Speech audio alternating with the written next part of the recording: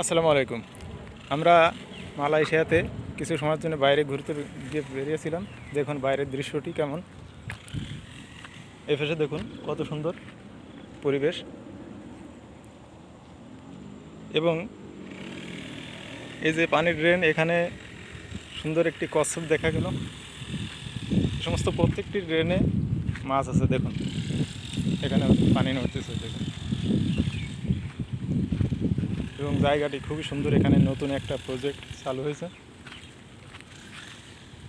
এপাশে পাম বাগান, পাম গাছ দেখুন ছোট ছোট,